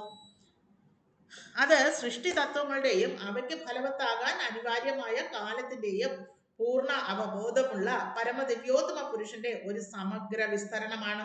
അപ്പോൾ ഇവിടെ സോറി, ഇവിടെ പറയുന്നത് എന്തെന്നാൽ സമഗ്ര സൃഷ്ടിയുടെയും ആവശ്യത്തിനുള്ള ആ ഒരു നോട്ടത്തിലൂടെ സൃഷ്ടിക്കപ്പെടുന്ന ഈ ഭൗതിക പ്രപഞ്ചം ഭഗവാന്റെ തന്നെ ഒരു ശക്തി ആണ് എന്ന് പറയുന്നു. അതായത് ഭഗവാന്റെ ശക്തിവിശേഷങ്ങൾ ഒട്ടനവധി ഉണ്ടെങ്കിലും നമുക്ക് മനസ്സിലാക്കാനായിട്ട് ആചാര്യന്മാർ പറഞ്ഞു തരുന്നത് 3 തരത്തിലുള്ള ശക്തിവിശേഷമാണ്. ബഹിരംഗ ശക്തി, അന്തരംഗ ശക്തി, തടസ്ഥ ശക്തി. ഇതിൽ ബഹിരംഗ ശക്തിയാണ് ഈ ഭൗതിക പ്രപഞ്ചം. അതുപോലെ അന്തരംഗ ശക്തിയാണ് സത്ത് ചിത്ത് ആനന്ദ വിഗ്രഹനായിട്ടുള്ള ഭഗവാന്റെ അന്തരംഗ ശക്തി. ബഹിരംഗ ശക്തിയിൽ 3 മോഡ്സ് ഓഫ് മെറ്റീരിയൽ നേച്ചറും അന്തരംഗ ശക്തിയിൽ സത്ത് ചിത്ത് ആനന്ദ ശക്തികളും. അപ്പൊ ഇത് 3ഉം കൂടി ചേർന്നതാണ് ഭഗവാൻ, യഥാർത്ഥത്തിൽ ശ്രീകൃഷ്ണ ഭഗവാൻ. അപ്പോ ബഹിരംഗ ശക്തി, അന്തരംഗ ശക്തി, തടസ്ഥ ശക്തി. ഈ തടസ്ഥ ശക്തികളാണ് ജീവാത്മാക്കളായ നമ്മളെല്ലാവരും. അതായത് നേരത്തെ പറഞ്ഞ കടലിൽ നിന്നെടുത്ത ഒരു തുള്ളി വെള്ളം പോലെ ഭഗവാന്റെ ഒരു അംശമാണ് നമ്മൾ ഓരോരുത്തരും. അതാണ് ഭഗവാൻ ഭഗവത്ഗീതയിൽ പറയുന്നത്, മമേവാംശ ജീവലോക ജീവഭൂത സനാതന എന്ന്. എല്ലാ ജീവജാലങ്ങളും ഭഗവാന്റെ തന്നെ അംശമാണെന്ന് അവിടെ എടുത്തു പറയുന്നുണ്ട്. അപ്പോൾ ശ്ലോകം 29 നോക്കാം. മഹത്തത്വാദ് വികുർണാവാദഹം തത്വം വ്യജായത കാര്യകാരണ കർത്തൃത്രാം ആത്മാ ഭൂതേന്ദ്രിയ മനോമയ വൈകാരികസ്തജസ്താമസത്യേത്യഹം ത്രിത. അതായത് മിഥ്യാഹങ്കാരമായി രൂപാന്തരം പ്രാപിക്കുന്ന മഹത്തത്വം അഥവാ മഹത്തായ സാധാരണ സത്യം കാരണം കാര്യം, കർത്താവ് എന്നിങ്ങനെ 3 ഘട്ടങ്ങളിലൂടെയാണ് ആവിഷ്കൃതമാകുന്നത്. അത്തരം പ്രവർത്തനങ്ങളെല്ലാം മാനസിക ആകാശത്തിലുള്ളവയും ഭൗതിക ഘടകങ്ങളായ ഇന്ദ്രിയ അധികരണത്തിന്റെയും മാനസിക അഭ്യൂഹങ്ങളുടെയും അടിസ്ഥാനത്തിലുള്ളവയും ആകുന്നു. മിഥ്യാഹങ്കാരം 3 വ്യത്യസ്ത രീതികളിൽ പ്രതിദാനം ചെയ്യപ്പെടുന്നു. സത്വഗുണം, രജോ ഗുണം, തമോ ഗുണം, അജ്ഞാനം എന്നീ രീതികളിൽ. അതായത് ഇവിടെ പറയുന്നത് മിഥ്യാഹങ്കാരം, മഹത്തത്വമാണ് മിഥ്യാഹങ്കാരമായി രൂപപ്പെടുന്നത്. അതായത് ഈ മിഥ്യാഹങ്കാരം എന്ന് പറയുന്നത് ഈ 3 മോഡ്സ് ഓഫ് മെറ്റീരിയൽ നേച്ചറിലും കാണപ്പെടുന്നു. സത്വഗുണത്തിലും രജോ ഗുണത്തിലും തമോ ഗുണത്തിലും ഈ മിഥ്യാഹങ്കാരം കാണുന്നു. എന്താണ് മിഥ്യാഹങ്കാരം? മിഥ്യാഹങ്കാരം എന്ന് പറഞ്ഞാൽ ഞാൻ ഈ ശരീരമാണ് എന്ന് ചിന്തിക്കുന്നതാണ് മിഥ്യാഹങ്കാരം അല്ലെങ്കിൽ മിഥ്യാ അവബോധം. അപ്പോൾ റിയൽ അവബോധം, യഥാർത്ഥ അവബോധം എന്താണ്? ഞാൻ ഈ ശരീരമല്ല, ആത്മാവാണ് എന്ന് തിരിച്ചറിയുന്നതാണ് യഥാർത്ഥ അവബോധം. അത് തന്നെയാണ് കൃഷ്ണ അവബോധം. കാരണം കൃഷ്ണ അവബോധം എന്ന് പറഞ്ഞാൽ ഞാൻ ഈ ശരീരമല്ല, ആത്മാവാണെന്ന് തിരിച്ചറിയുകയും ഈ ആത്മാവിന്റെ യഥാർത്ഥ പൊസിഷൻ നിത്യേന കൃഷ്ണദാസ എന്നുള്ള പൊസിഷൻ ആണെന്ന് മനസ്സിലാക്കുന്നതാണ് യഥാർത്ഥ കൃഷ്ണാവബോധം. കൃഷ്ണാവബോധത്തിൽ ഊന്നി നിന്നുകൊണ്ട് നമ്മൾ ഭൗതികമായിട്ടുള്ള പ്രവർത്തനങ്ങൾ എന്ത് തന്നെ ചെയ്താലും അതെല്ലാം ഭഗവാനിൽ അർപ്പിതമാക്കിക്കൊണ്ട് ചെയ്യണം എന്ന് സാരം. അപ്പൊ കൃഷ്ണാവബോധം സിദ്ധിച്ച ഒരാൾക്ക് മാത്രമേ ഞാൻ ഈ ശരീരമല്ല, ആത്മാവാണെന്നും ഈ ആത്മാവ് ഭഗവാന്റെ അംശമാണെന്നും തിരിച്ചറിയാൻ സാധിക്കൂ. അംശത്തിന് പൂർണ്ണനായിട്ടുള്ള ഭഗവാനെ സേവ ചെയ്യുക എന്നുള്ളത് മാത്രമാണ് യഥാർത്ഥ ധർമ്മമായിട്ടുള്ളത്. ആ ധർമ്മം ആചരിച്ചെങ്കിൽ മാത്രമേ നമുക്ക് ഭക്തിയുത സേവനത്തിൽ മുന്നേറാനും സാധിക്കുകയുള്ളൂ. അങ്ങനെ യഥാർത്ഥ ആത്മീയ അസ്തിത്വത്തിൽ നിലകൊള്ളുന്ന പരിശുദ്ധനായ ഒരു ജീവാത്മാവിന് ഭഗവത് സേവകൻ എന്ന നിലയിൽ ഭരണഘടനാപരമായി തനിക്കുള്ള പദവിയെപ്പറ്റി പരിപൂർണമായ അവബോധമുണ്ടായിരിക്കും എന്ന് സാരം. ശ്ലോകം 30 നോക്കാം. അഹം തത്വാദ് വികുർവാണോ മനോവൈകാരികാദഭൂത് വൈകാരികാശ്ച യേ ദേവാ അർത്ഥാഭിവ്യഞ്ജനം യഥാ. അതായത് ഭൗതിക സത്വഗുണ പ്രകൃതിയുടെ ഇടപെടലുകളാൽ മനസ്സിൽ മിഥ്യാഹങ്കാരം രൂപം കൊള്ളുന്നു.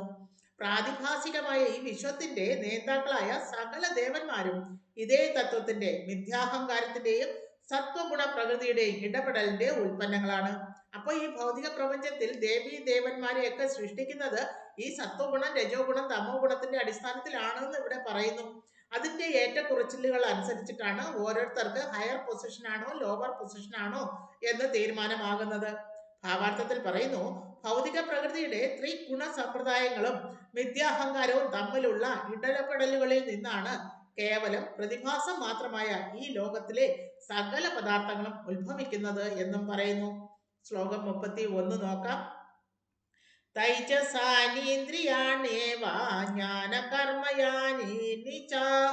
അതായത് ഇന്ദ്രിയങ്ങൾ നിശ്ചയമായും മിഥ്യാഹങ്കാരത്തിലുള്ള രജോ ഗുണത്തിലുള്ള വൈകാരികതയുടെ ഉൽപ്പന്നങ്ങളാകയാൽ ദാർശനിക അനുമാനങ്ങളുടെ ജ്ഞാനവും ഫലകാംക്ഷാ പ്രവൃത്തികളും വൈകാരികതയ്ക്ക് മുൻതൂക്കം നൽകുന്ന ഉൽപ്പന്നങ്ങൾ തന്നെയാകുന്നു. അപ്പൊ ഈ ഇന്ദ്രിയങ്ങളെല്ലാം മിഥ്യാഹങ്കാരത്തിലുള്ള രജോ ഗുണത്തിൽ നിന്ന് സൃഷ്ടിക്കപ്പെട്ടു എന്ന് പറയുന്നു. അതുകൊണ്ടാണ് ഇന്ദ്രിയങ്ങൾക്ക് എല്ലാത്തിന്റെ മേൽ അധീശത്വം സ്ഥാപിക്കാനുള്ള ഒരു പ്രവണതയുള്ളത്. ഇന്ദ്രിയങ്ങൾ ഇത്രയും പവർഫുൾ ആകാൻ കാരണവും ഇത് തന്നെയാണ്. അങ്ങനെ ഇന്ദ്രിയങ്ങളുടെ മായാവലയത്തിൽപ്പെട്ടാണ് ഞാൻ ഈ ശരീരമാണെന്നുള്ളൊരു ബോധത്തിൽ ജനങ്ങൾ ജീവിക്കുന്നത്. എന്നാൽ ഇന്ദ്രിയങ്ങൾക്കും അപ്പുറം അതീന്ദ്രിയമായിട്ടുള്ള ഒരു അവസ്ഥയെ പറ്റി മനസ്സിലാക്കുമ്പോൾ മാത്രമേ ഞാൻ ഈ ശരീരമല്ല ആത്മാവാണ് എന്ന് തിരിച്ചറിവ് ഉണ്ടാകുന്നുള്ളൂ. ശ്ലോകം 32 നോക്കാം. താമസോഭൂത സൂക്ഷ്മാതിർ യഥാഖം ലിംഗമാത്മന. അതായത് ആകാശം ശബ്ദത്തിന്റെ ഒരു ഉൽപ്പന്നവും ശബ്ദം മിഥ്യാഹങ്കാരത്തിന്റെ വികാര രൂപാന്തരവും ആകുന്നു. മറ്റു വാക്കുകളിൽ പറഞ്ഞാൽ ആകാശം പരമാത്മാവിന്റെ പ്രതീകാത്മകമായ പ്രാതിനിധ്യമാകുന്നു. അപ്പൊ ഇവിടെ പറയുന്നത് എപ്രകാരമാണ് പഞ്ചേന്ദ്രിയങ്ങൾ ഉണ്ടാകുന്നത്, എപ്രകാരമാണ് പഞ്ചവിഷയേന്ദ്രിയങ്ങൾ ഉണ്ടാകുന്നത്, എപ്രകാരമാണ് പഞ്ചകർമ്മേന്ദ്രിയങ്ങൾ ഉണ്ടാകുന്നത്, എപ്രകാരമാണ് കർമ്മജ്ഞാനേന്ദ്രിയങ്ങൾ ഉണ്ടാകുന്നത്, പിന്നെ മനസ്സ്, മിഥ്യാഹങ്കാരം, ബുദ്ധി ഇവ എങ്ങനെ സൃഷ്ടിക്കപ്പെടുന്നു, ഇതെല്ലാമാണ് 1 by 1 ആയിട്ട് ഇവിടെ പറഞ്ഞു വരുന്നത്. ശ്ലോകം 33 നോക്കാം. കാലമായാംശയോഗേന ഭഗവദ്ദീക്ഷിതം നഭസോ അനുസൃതം സ്പർശം വികുർവൻ നർമ്മമേ നിലം.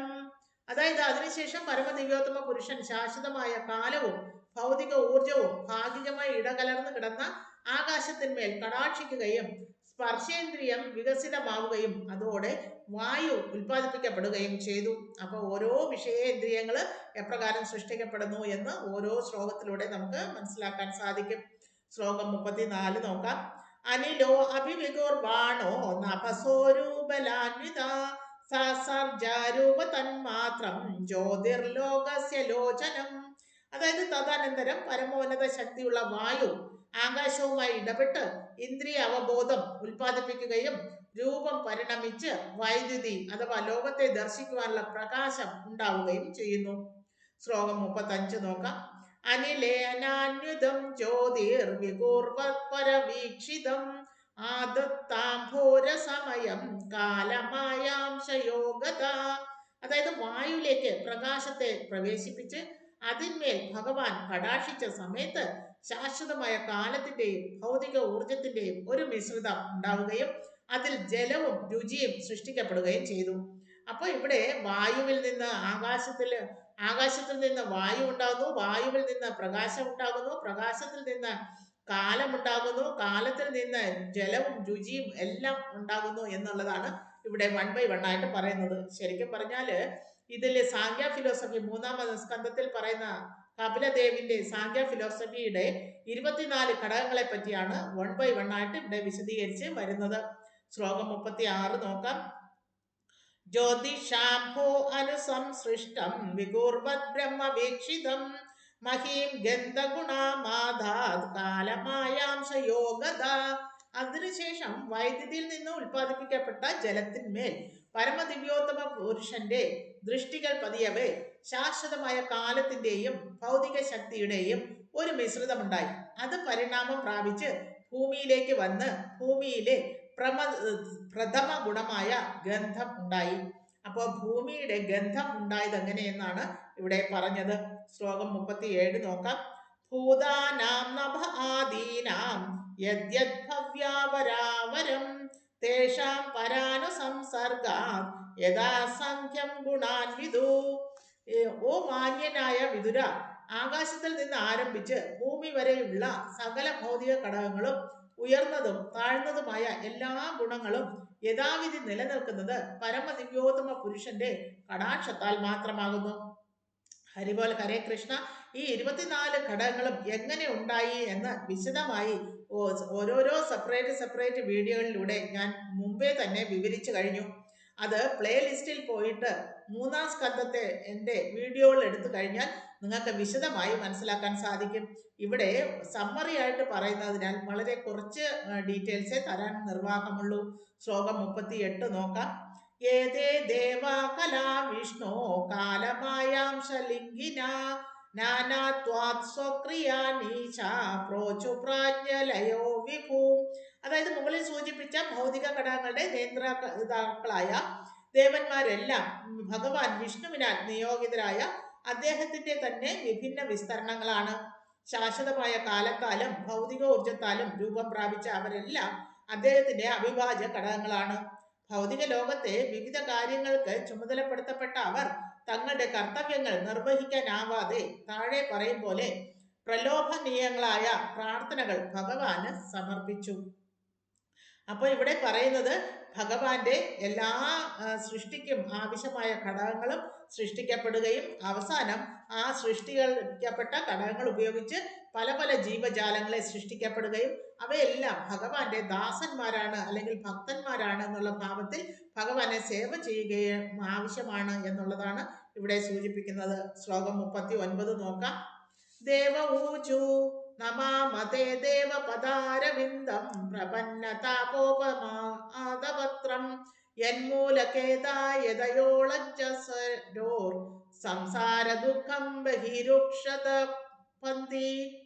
അതായത് ദേവന്മാർ പറയാണ്, അങ്ങയുടെ പാതാരബിന്ദം അഭയ ആത്മാക്കൾക്ക് അവരെ ഭൗതിക അസ്തിത്വത്തിലെ എല്ലാ ദുഃഖങ്ങളിൽ നിന്നും സംരക്ഷിക്കുന്ന കുട പോലെയാകുന്നു. എല്ലാ മുനിമാരും ആ അഭയത്തിന് കീഴിൽ തങ്ങളുടെ എല്ലാവിധ ഭൗതിക ദുഃഖങ്ങളും എറിഞ്ഞു കളയുന്നു. ആകയാൽ തങ്ങൾ അങ്ങയുടെ പാതാരബിന്ദങ്ങളിൽ ഞങ്ങളുടെ പ്രണാമങ്ങൾ അർപ്പിക്കുന്നു. അപ്പോ പഞ്ചേന്ദ്രിയങ്ങൾ, ജ്ഞാനേന്ദ്രിയങ്ങൾ, കർമ്മേന്ദ്രിയങ്ങൾ, വിഷയേന്ദ്രിയങ്ങൾ എല്ലാം സൃഷ്ടിച്ചതിന് ശേഷം ഓരോ സത്വഗുണം, രജോ ഗുണം, തമോ ഗുണത്തിന് അധിപനായിട്ട് ദേവീ ദേവന്മാരെ സൃഷ്ടിക്കപ്പെട്ടു. ആ ദേവീ ദേവന്മാരെല്ലാവരും ചേർന്ന് ഭഗവാനെ ഗ്ലോറിഫൈ ചെയ്യുന്നതാണ് ഈ ശ്ലോകത്തിൽ നമ്മൾ കേൾക്കുന്നത്. അടുത്ത ശ്ലോകത്തിൽ നോക്കാം. ശ്ലോകം 40. ദാതർ യദസ്മിൻ ഭവ ഈശ ജീവാസ്താപത്രയേണോപഹദാന ശർമ്മ ആത്മലംഭദ്ദേ ഭഗവത്വാംസ്ത ആംഗ്രി ഛായാം സവിദ്യാത്മദ ആശ്രയേമ. അതായത് അല്ലയോ പിതാവേ, ഭഗവാനെ പരമദിവ്യോത്തമ പുരുഷ, ഭൗതിക ലോകത്തിലെ ജീവസത്തകളെല്ലാം ത്രിവിധ ദുഃഖങ്ങളാൽ വികാര വിക്ഷുപ്തരാകയാൽ അവർക്കൊരിക്കലും സന്തോഷിക്കാൻ സാധിക്കുന്നില്ല. ആകയാൽ അവർ ജ്ഞാനപൂർണമായ അങ്ങയുടെ പാതാരബിന്ദങ്ങളിൽ ശരണം പ്രാപിച്ചിരിക്കുന്നു. ഞങ്ങളും അവയിൽ അഭയം തേടുന്നു. അപ്പോൾ ഏതൊരു ഭക്തനാണോ ഭഗവാന്റെ പാതാരബിന്ദങ്ങളിൽ ശരണം തേടുന്നത് അവർക്ക് മാത്രമേ ത്രിവിധ ദുഃഖങ്ങളിൽ നിന്നും മോചനമുണ്ടാവൂ എന്ന് സാരം. ബാക്കി ഭാഗം നമുക്ക് അടുത്ത ശ്ലോകത്തിൽ നോക്കാം. ശ്ലോകം 41. മാർഗന്തീയത്തെ മുഖപത്മനീടൈ ഛന്ദസുപർണൈർ ഇർഷയോ വിവിക്തേ യസ്യാഖമർഷോദ സരിദ്വരായ പദം പദം തീർത്ഥ പദം പ്രപന്ന. അതായത് ഭഗവാന്റെ പാതാരബിന്ദങ്ങൾ സ്വയം എല്ലാ തീർത്ഥസ്ഥലങ്ങളുടെയും അഭയസ്ഥാനമാകുന്നു. വേദങ്ങളുടെ ചിറകുകളാൽ വഹിക്കപ്പെടുന്ന ശുദ്ധ മനസ്കരായ മഹർഷിമാർ സദാ അങ്ങയുടെ താമരപ്പൂ പോലുള്ള മുഖത്തെ കൂടുതേടി അലയുകയാണ്. അവരിൽ ചിലർ സർവപാപ ഫലങ്ങളിൽ നിന്നും മോചനം നൽകുന്നവളും നദികളിൽ നല്ലവളുമായ ഗംഗയിൽ അഭയം പ്രാപിച്ച് ഓരോ ചുവടുവയ്പിലും അങ്ങയുടെ പാതാരബിന്ദങ്ങൾക്ക് കീഴടങ്ങുന്നു. അപ്പോൾ ഓരോരോ താപസന്മാർ ഭഗവാനെ മെഡിറ്റേറ്റ് ചെയ്ത് ഗംഗാനദിയിൽ സ്നാനം ചെയ്ത് ഭഗവാന്റെ പാതാരബിന്ദങ്ങളിൽ അഭയം തേടുന്നതായിട്ട് ഇവിടെ പറയുന്നു. ശ്ലോകം 42 നോക്കാം. യശ്രദ്ധയാശ്രുതവത്യാ ച ഭക്ത്യാ സംവൃജ്യമാനേ ഹൃദയേ അവധായ ജ്ഞാനേന വൈരാഗ്യ ബലേന ധീര വ്രജേമ തത്തേ അങ്ക്രി സരോജപീഠം. അങ്ങയുടെ പാതാരബിന്ദങ്ങളെ പറ്റി ആകാംക്ഷയോടും ഭക്തിയോടും ശ്രവിക്കുകയും ഹൃദയം കൊണ്ട് അവയിൽ ധ്യാന നിരതനാവുകയും ചെയ്യുന്ന ഒരുവന് പെട്ടെന്ന് ജ്ഞാനോദയവും വൈരാഗ്യ ശക്തിയും സിദ്ധിച്ച് ശാന്തനാകാൻ കഴിയും. ആകയാൽ ഞങ്ങൾക്ക് അങ്ങയുടെ പാദപങ്കജത്തിൽ അഭയം തേടണം.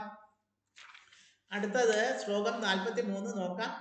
വിശ്വസ്യ ജന്മസ്ഥിതി സംയമാർത്ഥേ കൃതാവതാരസ്യ പദാംബുജം തേ വ്രജേമ സർവേ ശരണം യദീശ സ്മൃതം പ്രയച്ഛത്യ ഭയം സ്വപംസാം. അല്ലയോ ഭഗവാനെ, ഭൗതിക പ്രപഞ്ചത്തിന്റെ സൃഷ്ടിക്കും പരിപാലനത്തിനും നശീകരണത്തിനും വേണ്ടി അങ്ങ് പല പല അവതാരങ്ങൾ എടുത്തു. അങ്ങയുടെ ചരണകമലങ്ങൾ ഭക്തന്മാർക്ക് സ്മരണയും ധൈര്യവും നൽകുന്നതാകയാൽ ഞങ്ങൾ അവയെ ശരണം പ്രാപിക്കുന്നു. അപ്പൊ ദേവി ദേവന്മാരെല്ലാവരും ഭഗവാനെ ഗ്ലോറിഫൈ ചെയ്തുകൊണ്ടേ ഇരിക്കുന്നതാണ് നമ്മൾ കേട്ടുവരുന്നത്. ശ്ലോകം 44 നോക്കാം.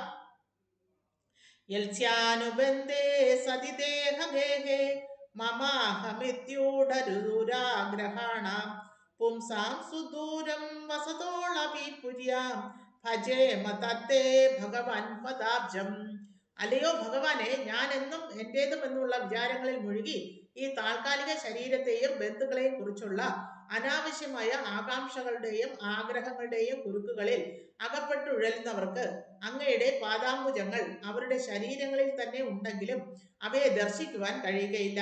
പക്ഷെ ഞങ്ങൾക്ക് അങ്ങയുടെ പാദാംബുജങ്ങളിൽ ശരണം തരണം. അപ്പൊ ഇവിടെ അടുത്ത ശ്ലോകം നോക്കാം. ഇതെല്ലാം ഭഗവാനെ ഗ്ലോറിഫൈ ചെയ്യുന്നതാണ് ദേവി ദേവന്മാർ.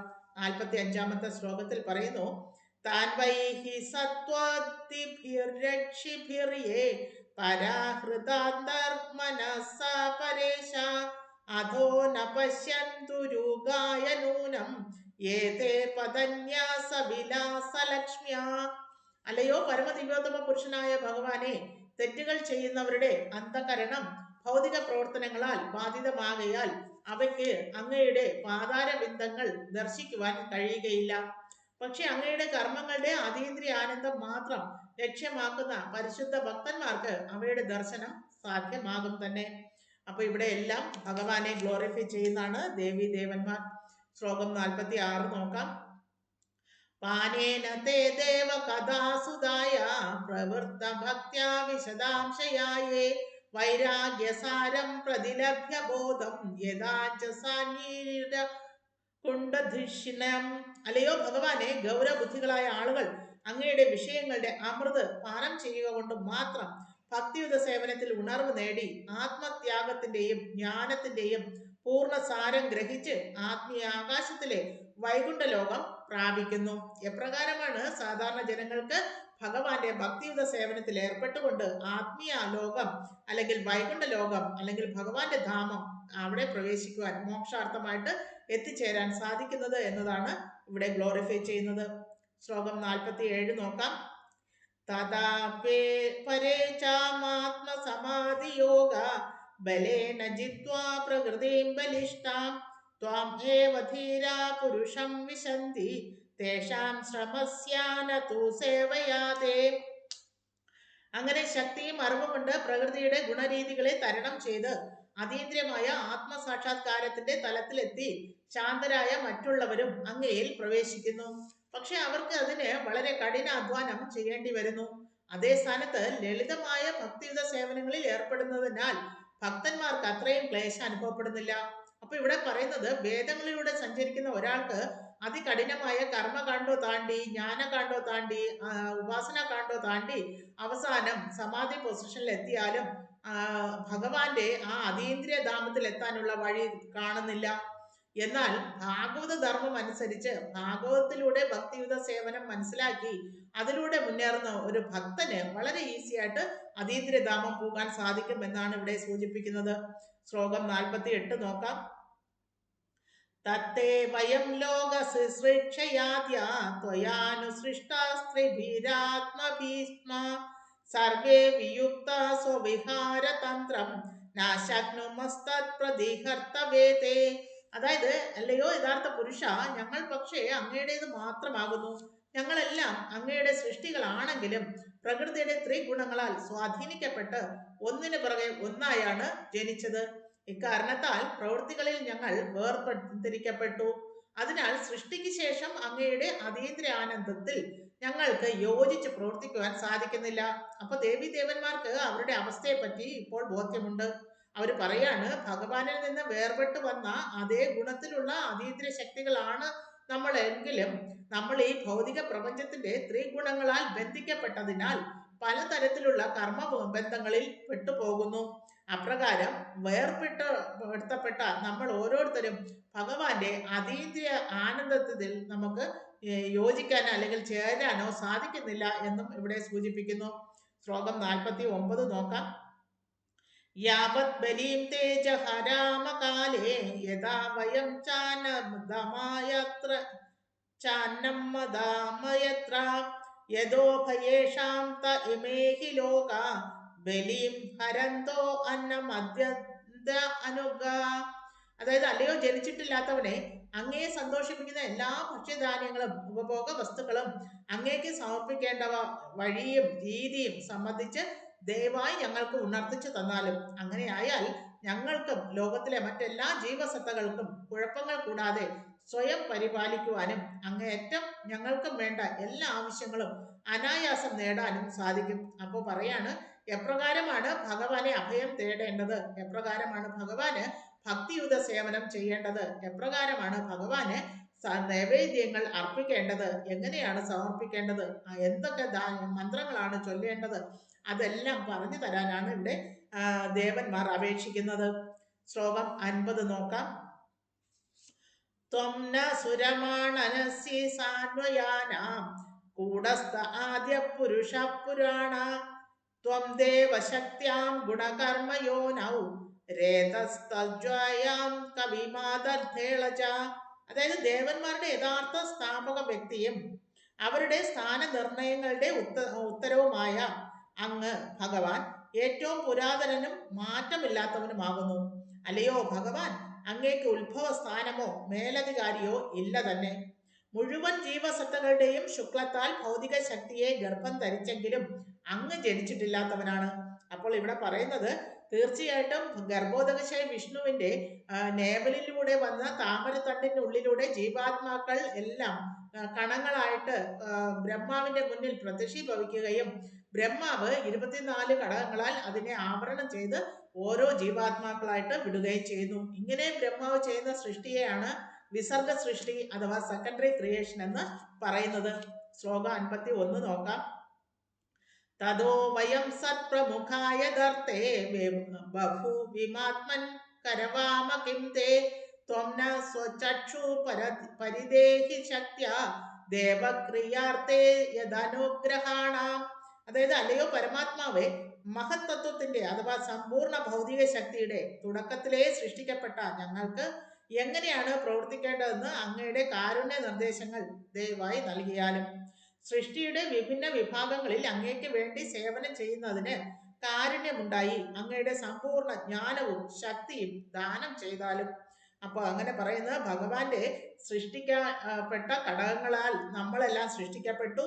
അങ്ങനെ ഭഗവാന്റെ വിഭിന്ന അംശങ്ങളിൽ കാണപ്പെടുന്ന നമ്മൾക്ക് ഭഗവാനെ സേവ ചെയ്യാനായിട്ട് കാരുണ്യമുണ്ടാകണേ, അതിനുള്ള ശക്തിയും ജ്ഞാനവും പ്രദാനം ചെയ്യണേ എന്നാണ് ദേവന്മാരെല്ലാവരും കൂടെ ചേർന്ന് ഭഗവാനോട് പ്രാർത്ഥിക്കുന്നത്.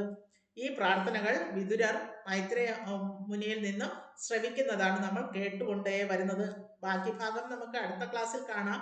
അങ്ങനെ ശ്രീമദ് ഭാഗവതം 3-ാം സ്കന്ധം അധ്യായം 5 മൈത്രേയ മുനിയുമായി വിതുരന്റെ ചർച്ചകൾ എന്ന ഭക്തി വേദാന്ത വ്യാഖ്യാനം ഇപ്രകാരം സമാപിക്കുന്നു. ഹരിബോൽ, ഹരേ കൃഷ്ണ. ബാക്കി ഭാഗം നമുക്ക് അടുത്ത ക്ലാസ്സിൽ കാണാം. അതുവരേക്കും നന്ദി, നമസ്കാരം. ദയവായി ഇത് മാക്സിമം ആൾക്കാരിലേക്ക് എത്തിക്കാൻ ലൈക്ക് ചെയ്യൂ, ഷെയർ ചെയ്യൂ, കമന്റ് ചെയ്യൂ. ഹരിബോൽ, ഹരേ കൃഷ്ണ. Thank U.